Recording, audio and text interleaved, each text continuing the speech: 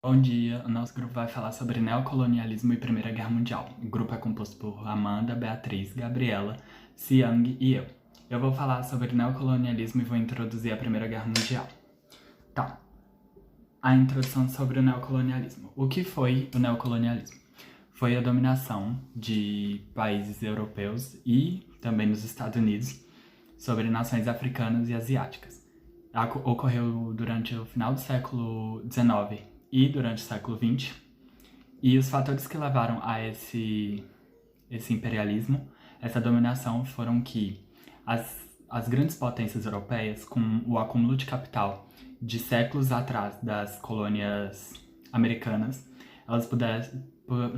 elas conseguiram investir em desenvolvimento tecnológico. Esse investimento pôde fazer com que ocorresse a Revolução Industrial, que fez com que os povos europeus pudessem consumir de uma forma mais rápida e mais barata. Só que chegou em um ponto em que a população europeia já não tinha como consumir. Ela já tinha consumido bastante, o mercado tinha saturado e eles precisavam vender o excedente. E aí eles tiveram que dominar esses mercados africanos e asiáticos. Bom dia! Eu vou falar sobre as novas configurações dos países europeus, abordando a unificação italiana e a unificação alemã.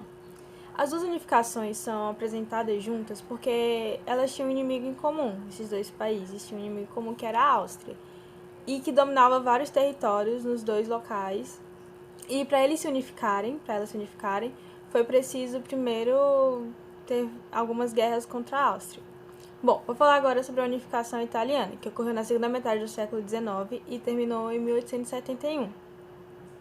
E tiveram 3 tentativas para se unificarem, mas todas foram falhas porque, mesmo sob a influência de movimentos liberais e nacionalistas, o norte e o sul da Itália divergiam muito em relação à política, porque enquanto o norte era monarquista, o sul era republicano.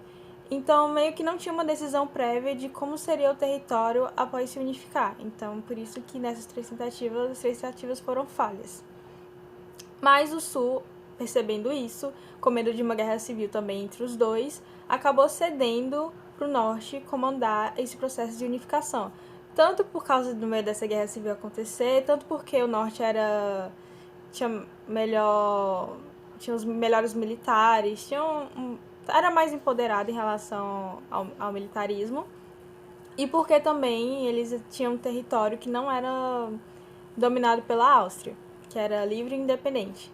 Então, a parte norte da Itália passou a promover esse processo de unificação, sendo que eles pediram o apoio dos franceses, mas com uma condição: os franceses iriam ajudar eles militarmente se eles deixassem Roma livre. Essa era a condição, porque Roma estava sobre o exército francês, dominava Roma, protegia Roma, porque era dominado pelo Papa, né? Então o exército francês protegia Roma. E com esse acordo feito entre eles, entre a Itália e entre a França, começou o processo de unificação. E a partir desse ponto vai convergir em relação à unificação alemã, porque tiveram as duas guerras que aconteceram na unificação alemã, que aconteceram na unificação italiana, que influenciaram na unificação alemã e vice-versa. As duas se encontram, que é a guerra austro-prussiana e a guerra franco-prussiana. A guerra austro-prussiana, que aconteceu na unificação alemã, foi quando a Itália se juntou à Prússia contra a Áustria para poder conquistar Veneza, porque após esse processo de unificação acontecer, eles haviam conquistado quase todos os territórios, faltando Roma e faltando Veneza. Então a guerra austro-prussiana foi quando a Itália se juntou à Prússia contra a Áustria para poder conquistar Veneza, e eles conseguiram. A outra guerra foi a guerra franco-prussiana, que no contexto da unificação alemã, que eu vou falar depois, os exércitos franceses tiveram que sair de Roma para poder defender seu território, que estava sendo atacado pela Alemanha, e com isso a Itália se aproveitou para poder dominar Roma. Então, estava quase tudo completo em relação à unificação italiana, só faltava uma coisa, que era o apoio do Papa. o Papa não estava apoiando a unificação italiana, porque ele afirmava se sentir prisioneiro dos italianos. Isso porque foi de uma forma muito bruta que ele se apossaram do território de Roma, né? Então, como solução para essa problemática, foi criado o Estado do Vaticano, que, por curiosidade, é o menor país do mundo, localizado na Roma, que é governado pelo Papa.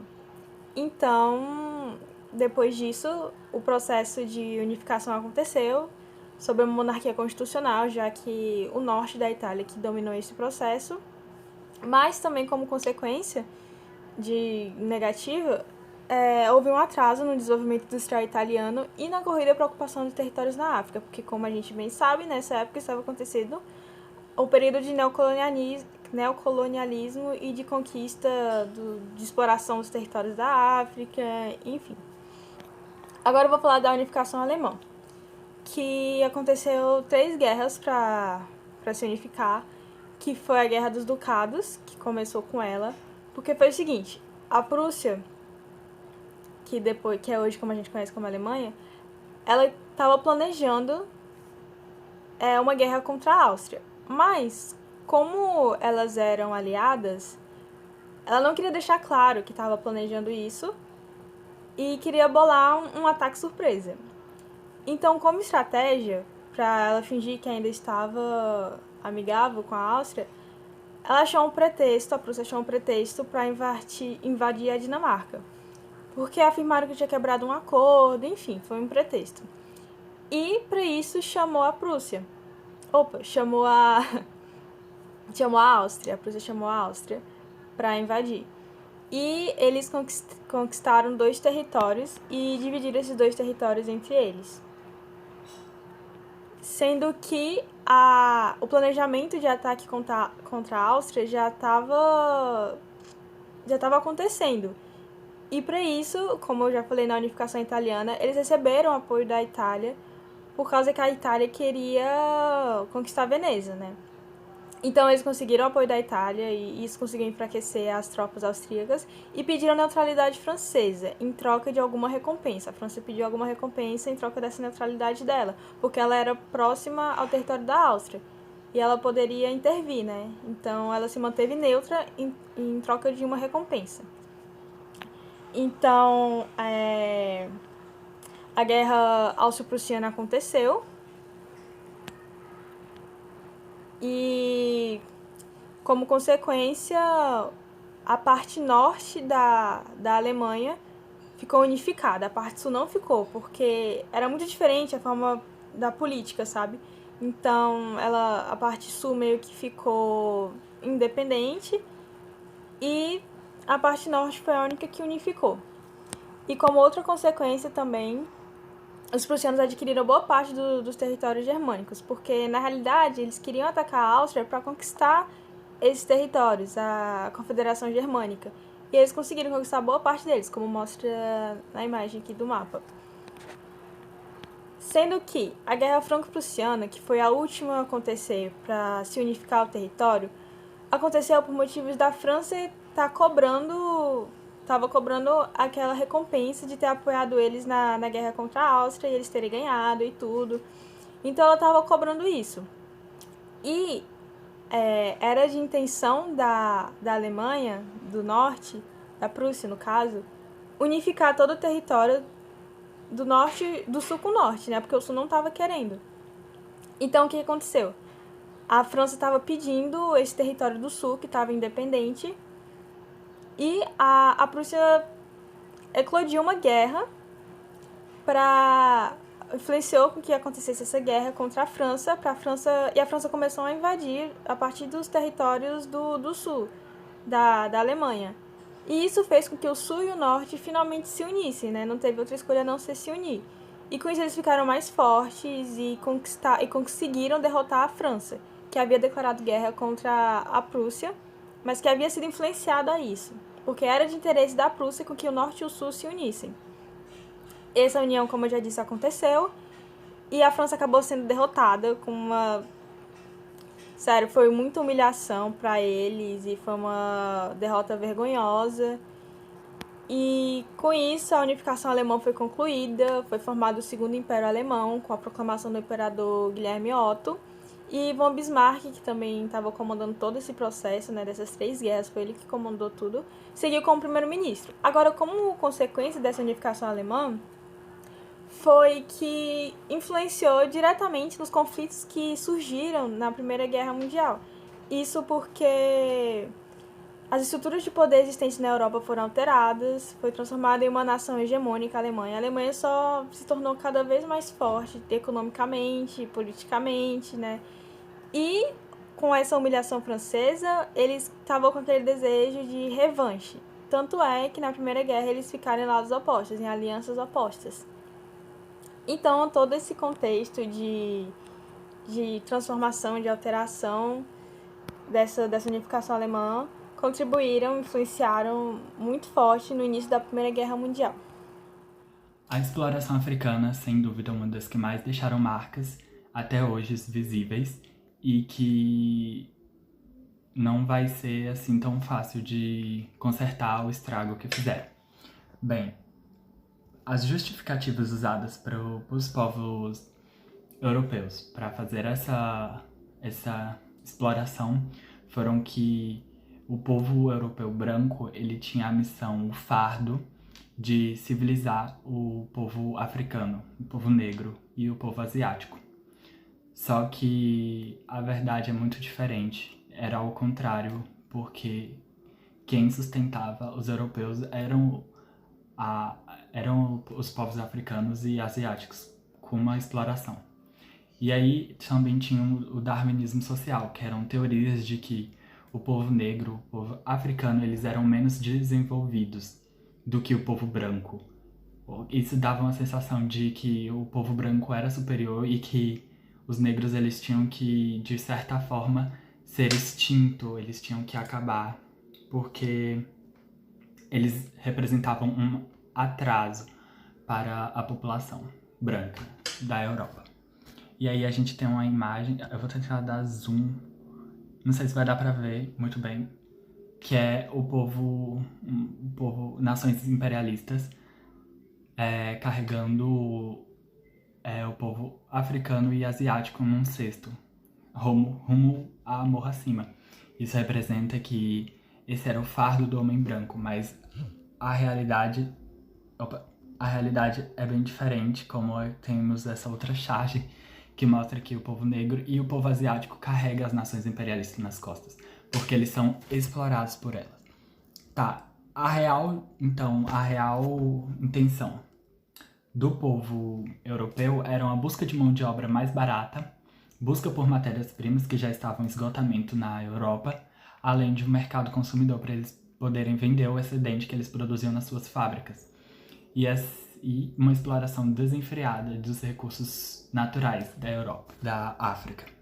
Como tem outra charge aqui, mostrando a riqueza da África nos Estados Unidos e na Europa. Bem, a base dessa exploração era o poder bélico que as potências tinham, porque eles, nesse quesito, eles eram mais avançados, eles tinham armas já bem mais avançadas que podiam acabar com comunidades inteiras. Além disso, a África tinha diversos confrontos internos, e aí eles faziam alianças com os líderes locais para tentar, de certa forma, dominar esse povo. Além disso, na Europa, existiam movimentos que eram contra essa dominação, mas para eles tentarem reverter isso, era publicado artigos que tentavam provar que o povo negro, africano e asiático, eles não eram desenvolvidos, não eram evoluídos, como os brancos. E aí eles usavam essa justificativa, eram as bases da exploração, os pilares, o que sustentava. E a consequência dessa exploração, que é vista até hoje, é a pobreza extrema em vários países africanos, um trabalho forçado, escravo, que resultava muitas vezes em morte, esgotação de recursos naturais, o preconceito que até hoje é visto, porque esses artigos científicos só reforçavam a ideia de que o povo branco era superior, a perca da identidade cultural, porque eles muitas vezes eram obrigados a seguir religiões, costumes, culturas totalmente diferentes das suas naturais, das suas já que vinham de anos, anteriores, além de genocídios e revoltas e resistências, como a gente vê que teve na Índia e em vários outros países. Bom, irei falar sobre a Conferência de Berlim. A Conferência de Berlim também é conhecida como a Partilha da África. E aqui podemos ver uma charge que representa como foi essa partilha. Vamos ver como é que a gente divide isso. Essa região aqui é minha, eu vi primeiro. Eu quero uma onde passe um rio. Se não for pedir demais, eu gostaria dessa com lagos e montanhas. A Conferência de Berlim ela foi organizada pelo chanceler da Alemanha da época, o Otto von Bismarck, e aconteceu entre novembro de 1884 e fevereiro de 1885. Os países participantes foram a Inglaterra, França, Espanha, Itália, Bélgica, Holanda, Dinamarca, Suécia, Império Austro-Húngaro, Império Otomano, Alemanha, Portugal e os Estados Unidos. O objetivo da conferência não era discutir a soberania das colônias, mas definir normas e concessões para a ocupação em nome da paz e da humanidade. Para o chanceler, o propósito da conquista era beneficiar a sociedade africana, a comunidade ocidental, a civilização europeia e o comércio da época. Ou seja, era partilhar os territórios da África entre as nações que estavam entrando em disputa para sua exploração. A divisão da África, eles diziam que era uma tentativa de introduzir a África ao mercado livre e a civilização por meio da cooperação e harmonia europeia, sem pautar e criar novos acordos coloniais. Mas, como a gente já sabe, houve muitos conflitos durante a partilha da África, porque para cada país conseguir um pedaço do território, era levado em consideração o seu poder militar e sua autoridade, o que fazia com que poucos países ficavam com muito território e muitos países ficaram com pouco território. Isso acabou criando discussões e novas regras. Além dela, teve também a regra de deixar livres as bacias do Congo e do Níger para o comércio internacional, que foi as que eles entraram em acordo para deixar ambas livres para o comércio. As consequências da Conferência de Berlim para a África. Dentre elas, a gente tem a presença de grande diversidade étnica, diversidade de cultura e língua, o território ficou com muitas divisões, houve a dissolução de alguns grupos étnicos que gerou conflitos internos. Porque, como a gente já sabe, não houve nenhum grupo étnico, não observou quais eram os grupos que estavam em conflitos, que não davam certo para ficar juntos, e eles não levaram isso em consideração, eles apenas dividiram de acordo com a vontade deles, e isso acabou gerando muitos conflitos. A Inglaterra e a França ficaram com muitos territórios porque tinham maior poder, a Alemanha ficou com pouco território, isso também acabou gerando uma briga. Proporcionou mais rivalidade depois que a Inglaterra não quis ceder seus territórios para a Alemanha. E tudo isso influenciou para o início da Primeira Guerra Mundial, porque as pessoas não ficavam satisfeitas com a Inglaterra e a França, ficaram com muitos territórios. Todos eles também queriam ter muito e não tinha como. Aí começou essa guerra em razão disso. E aqui a gente pode ver 4 mapas que mostram como era antes da Conferência de Berlim e como ficou depois. A gente pode ver esse primeiro gráfico, a África pós-Conferência de Berlim, como ela ficou bastante dividida. E a gente pode analisar quem ficou com mais territórios e com menos. Abaixo dele a gente tem a África diversidade étnica, para realmente mostrar como é a África dividida pela étnica, que não foi levada em consideração.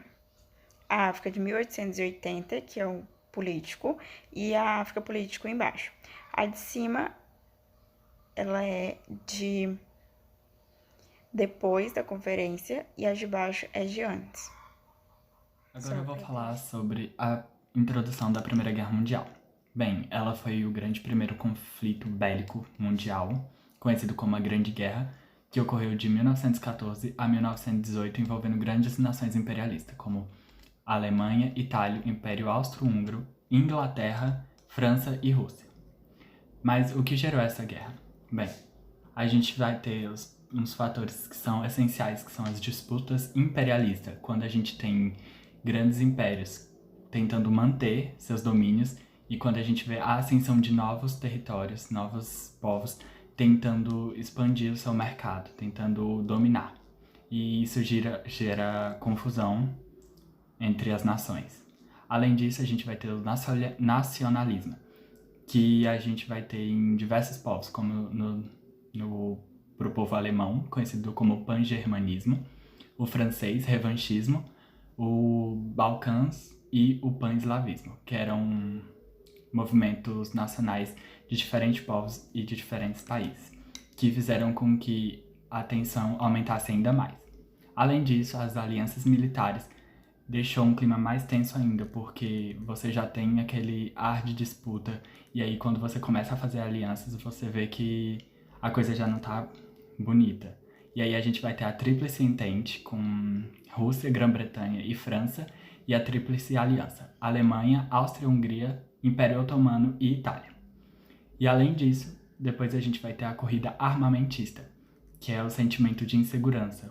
As pessoas começam a se armar e já se preparar para uma futura guerra, mesmo sem declarações. Eles começam a já se preparar, o que dá a sensação de que vai acontecer uma guerra, de que os povos vão entrar em conflitos. Bom dia, boa tarde, eu não sei a hora que a gente vai ver esse vídeo, então bom dia, boa tarde. Eu vou dar continuidade ao que foi o estopim, a gota d'água, para chegar no que a gente conhece hoje, que foi a Primeira Guerra Mundial. Então, tendo em vista todos esses conflitos, a corrida imperialista, o nacionalismo exagerado e etc., os países começaram a se preparar, a preparar exército, a investir na indústria militar, a fazer armas, a fazer tanques, metralhadoras. E isso ficou conhecido como paz armada, porque no papel a Inglaterra estava em paz, mas na real tinha muitos conflitos eminentes. Então, do lado de fora eles anunciavam a Belle Époque, a prosperidade, mas secretamente todos os países estavam se preparando para uma guerra. Então a gente tinha uma situação de campo minado. Só esperando alguém pisar numa bomba para que ela explodisse. Então aconteceu o estopim, que foi a morte do arquiduque Francisco Ferdinando, que era o herdeiro do trono do Austro-Húngaro, e ele foi morto por um nacionalista sérvio. Então, quando um sérvio matou o herdeiro do Império Austro-Húngaro, a Áustria foi e declarou guerra à Sérvia. E a Sérvia era aliada de quem? Da Rússia, da Tríplice Entente. E quem era a Tríplice Entente? Rússia, França e Inglaterra. A Rússia, então, declarou guerra à Áustria, tomando as dores, né? E a Áustria era da Tríplice Aliança, aliada da Tríplice Aliança, que era a Alemanha, o Império Otomano e a Itália. E aí começou, né? Todo mundo declarou guerra a todo mundo. No próximo slide aqui, ó, que a gente exemplificou direitinho as datas certinho de quem declarou guerra a quem. Aqui, ó, o dia 29 de julho, declaração de guerra. A Áustria declara guerra à Sérvia. Dia 30 de julho, Rússia declara guerra à Áustria. 1º de agosto, a Alemanha declara guerra à Rússia. 3 de agosto, a Alemanha declara guerra à França. E 4 de agosto, o Reino Unido declara guerra à Alemanha. É que a gente mostrou no mapa direitinho quem declarou guerra a quem. Pra gente ter uma noção, mais ou menos assim, de território, quem estava perto de quem tinha que proteger os dois lados. E agora eu vou falar especificamente das fases da guerra. Que a gente teve 2 fases, a fase de movimento e a fase de trincheira. Então, eu vou falar primeiro da fase de movimento. A primeira fase, a guerra de movimentos, foi quando a Alemanha começou a avançar loucamente. Chegou quase em Paris. E começou a guerrear muito. A Alemanha estava vencendo na época. Só que depois de um tempo, os países não conseguiram expandir mais, eles ficaram estagnados. Então, aí começou a guerra de movimentos passou a ser a guerra de trincheiras. Próximo slides. O que foi a fase de trincheiras, né? Tipo, era guerra de posição fixa. Então, e trincheiras era grandes buracos no chão de grandes extensões, né? Que os soldados ficaram dentro, porque chegou numa parte que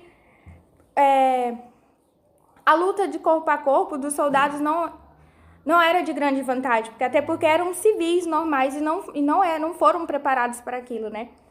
Então, as trincheiras eram buracos que serviam tanto para eles se protegerem, quanto para atacar também, tipo, atirar e tudo mais. Aí, alguns slides, algumas fotos de como era. Aí, para vocês. Outras batalhas que também foram importantes, mas não vou entrar muito a fundo para o vídeo não ficar extenso. Foi Batalha de Tannenberg, não sei se pronuncia assim. Primeira Batalha do Marne, Batalha de Galinópolis, Batalha de Jutlândia. E etc. Tem um monte de batalhas que foram importantes, mas para não ficar muito extenso, eu não vou citar todas. Bom, eu vou falar sobre os resultados positivos e negativos que tivemos com a guerra. Sabe-se que na Primeira Guerra Mundial tivemos diversos resultados, né, tanto econômicos como territoriais, e que eles foram ruins e bons para alguns países. E agora eu irei falar sobre esses prejuízos, sobre esses ganhos. Então vamos começar aqui com um dado, de que 1/3 das riquezas acumuladas pela Inglaterra e pela França foram perdidos, ou seja, temos aqui duas grandes potências que tiveram uma perda de riqueza significativa, o que nos faz refletir como que estava o resto dos outros países, né? O mundo, porque são potências mundiais. Então, de certa forma, as suas perdas refletem no mundo inteiro. E com isso, a gente pode perceber aí a gravidade que a guerra teve, né, em âmbito mundial. Era inevitável que com um cenário de guerra não houvesse perdas, não houvesse ganhos. Já era esperado isso, né? E ao analisar aqui a situação da Europa, a gente pode perceber que o parque industrial europeu foi reduzido quase pela metade e o potencial agrícola sofreu uma queda de 30%. Ou seja, uma grande perda também, né? E com isso, os Estados Unidos, que não é bobo nem nada, viu aí uma brecha, né, de conseguir se tornar também uma potência que hoje ele se tornou, né? Então, claro que com a entrada dos Estados Unidos na guerra, ele sim teve muitos gastos, mas a sua recompensa foi bem maior do que os seus gastos. Ele teve no total 36 bilhões de dólares que foram gastos com a guerra, mas no ano posterior à guerra, o país triplicou as suas exportações em comparação aqui ao ano de 1913, e a renda nacional do país atingiu um valor de 2 vezes maior, ou seja, os Estados Unidos só teve a ganhar e se beneficiar com tudo isso, né? E é claro que ele não foi o único que levou vantagem, né? Outros países que levaram vantagem sobre isso foram os não industrializados. Por que os não industrializados justamente levaram essa vantagem? Porque eles conseguiram ampliar as suas exportações de gêneros agrícolas e de matérias-primas. É o caso do Brasil, né? Que o Brasil conseguiu ampliar as suas atividades industriais, substituindo internamente os mercados que eram controlados pelas nações europeias, e com isso ele teve muitos ganhos. No Oriente, né, também podemos citar aqui o exemplo do Japão, que ele conseguiu lucrar com o domínio sobre os mercados do Pacífico e também com a sua produção de algodão e de aço. Então, assim, não foram só os países digamos assim, né, de baixo porte, como o Japão também teve muitos ganhos. E ainda que essa situação, né, pós-guerra dos derrotados não fossem das melhores, teve um país que sofreu muito mais do que os outros, né, que é o caso aí da nossa Alemanha. A Alemanha teve fortes danos na guerra, tanto econômicos, né, claro que a Alemanha teve muitos danos econômicos, porque durante a guerra ela estava passando por um período inflacionário, né? E combinado com os efeitos da Grande Depressão, isso abalou muito a estabilidade econômica do país. Então, assim, ele também teve um abalo muito forte na sua economia. Só que, embora esse dano fosse muito grande, né, que a Alemanha sofreu economicamente, os seus danos territoriais foram bem maiores do que os danos econômicos. Podemos aqui citar, né, que as regiões que foram perdidas pela Alemanha, a oeste, podemos começar aqui com o fato de que o país teve que devolver a região da Alsácia-Lorena para a França. Essa região já foi motivo de muitos conflitos entre a Alemanha e a França, né? E a França acabou aí reconquistando o seu território. Devido ao Tratado de Versalhes, a Alemanha teve que devolver aí essa região. A Bélgica recebeu as cidades de Eupen e Malmedy. A região industrial de Sarre foi mantida sob a administração da Liga das Nações durante um período de 15 anos. A Dinamarca recebeu a região norte de Schleswig, acho que é assim que se pronuncia.